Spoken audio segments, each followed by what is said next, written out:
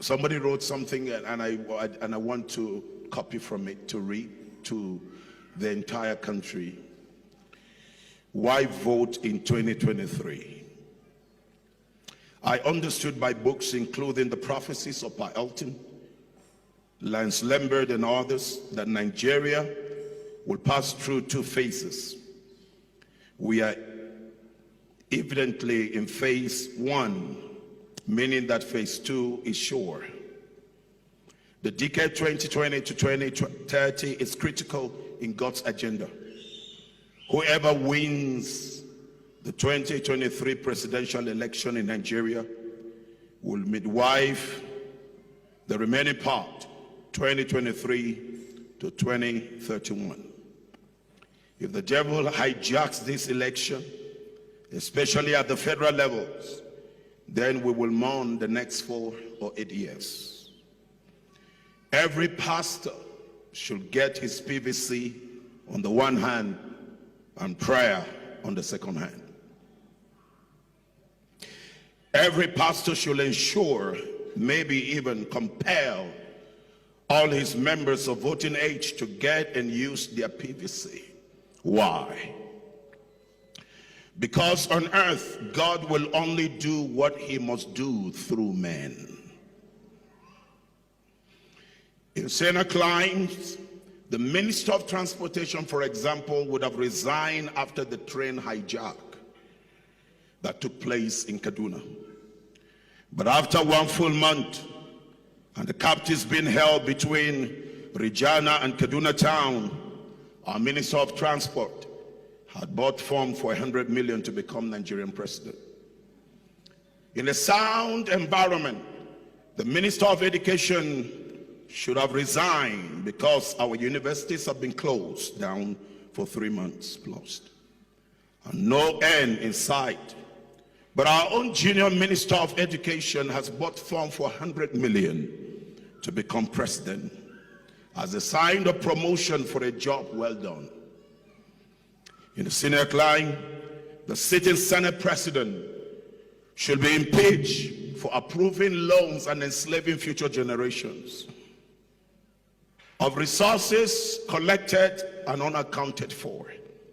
But our own Senate president has also bought a form for 100 million to move up. In the Senate line, the CBN governor, under whose regime the value of the naira plummeted from 150 naira to $1 to over 600 naira to $1, should have resigned because of incompetence. But himself too sponsored people behind and at the back door to buy him a form for 100 million naira to become Nigerian president.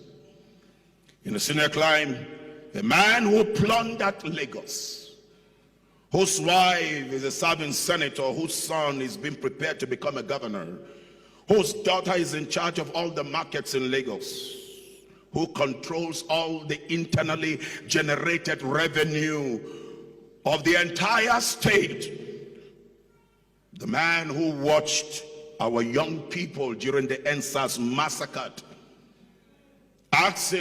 simply asking for good governance, and then to end the police brutality, that man should have been cooling in EFCC custody. But the same person went to buy a form for 100 million and bribe delegates with over $5,000 each to become a leading candidate in a party. In the Senate climb, a man who was vice president for 8 years and head of the privatization and the commercialization of all public utilities, cornered all our common patrimony and sold off NEPA from bad to worse. A man whose principal, Obasanjo, said this. He said, a man that I know very well. And he said, it will be a sin against God and against man to let him rule over Nigeria. He too has also bought a form to become Nigerian next president so that CBN would become his vote. And this man bought delegates with over $10,000 each. So easy for Nigerians to forget. So easy for Nigerians to become a senior. Right before their eyes, candidates of competence and character were presented, but delegates sold the future of their descendants for a morsel of bread. Amazingly, we're living in a nation that 11-year-olds are now tricking their girlfriends with whom they should be solving mathematics and geography lessons to dark corners for ritual sacrifices. Your kids cannot just go playing with friends now. You're not sure their head will return on their neck. People going for wedding end up being beheaded, and the government is helpless. But again and again, we understood by books the pending prophecies by Paul Elton and Lance Lambert that a day and a time is coming that Nigeria shall be known as the most corrupt nation, the most terrible nation to inhabit. But a season and a time is coming when Nigeria shall be known as the most righteous nation. Now is the time. Let us pray that the counsel of God come to pass as he has proposed. But then, let us not sit down, look. Let us step forward by playing this game from the comfort of our bedroom as usual, with our remote controls and watching the news and the announcements of results. Let us move to the theater of oppression. Let's go there and take Nigeria from the hands of these wicked men and women. Now, this is my word in addition to this, right up by someone. It is Operation Show Your PVC Services. Don't let anyone deceive you that our votes will not count. 2023, our votes will count. That is a demarketing strategy by people who are desperate to make sure that they hold you hostage. Let's give God something that God is going to use to work with. If by omission or commission we let the devil and his children hijack this election, the next 8 years will be hellish for every one of us. So everyone, man of God, arise, and child of God, arise. And every waiting child, arise. The world is waiting for Nigeria. The whole world. Nigeria is waiting for you and me. Nigeria is waiting for every one of us. I dare add this, that Nigeria is waiting for the good people to arise and change the story of Nigeria. We have seen what played out with the dollar reign at the primaries.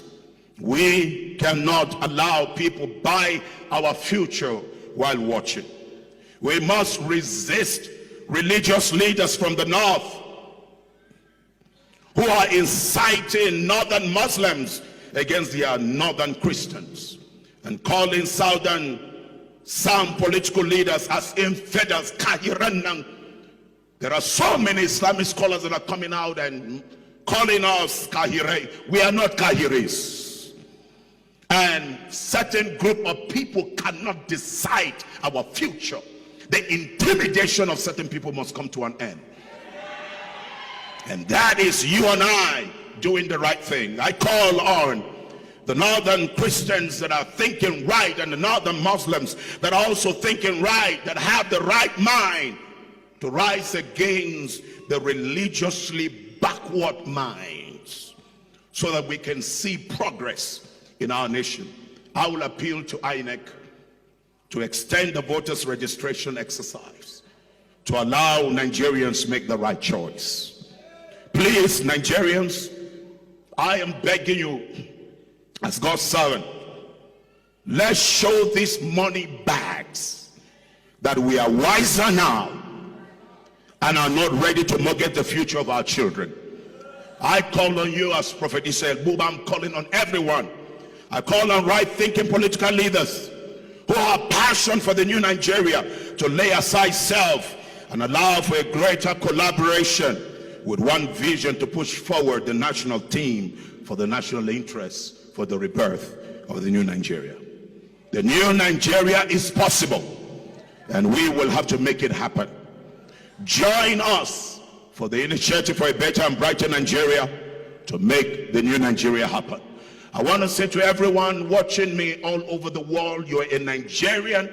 This time is not about a political party. We are going for individuals.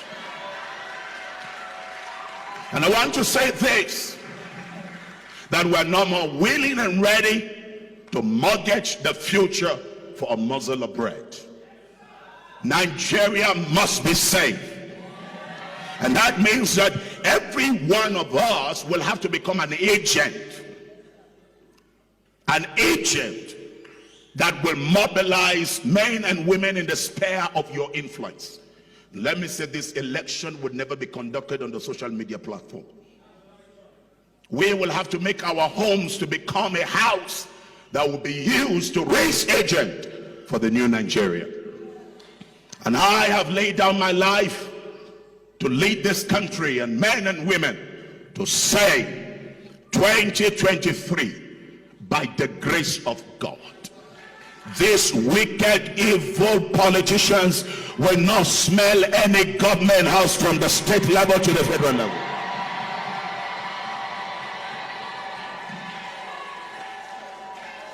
We have to play our role. It's not about PDP, it's not about APC. It's about candidates. It's about men that have the right mind. They may not have the money, but they have you. You are more than the trillions. You are more than the billions. Remember this. Whatever answer God will answer your prayer, it is by the choice you make of the right individual that will come into power in 2023. But we are not waiting for 2023. We must start the journey now in mobilizing ourselves by ourselves to become instrument in changing our story. God bless Nigeria, and God bless Nigerians, and God's mercy stay upon Nigeria. God bless you.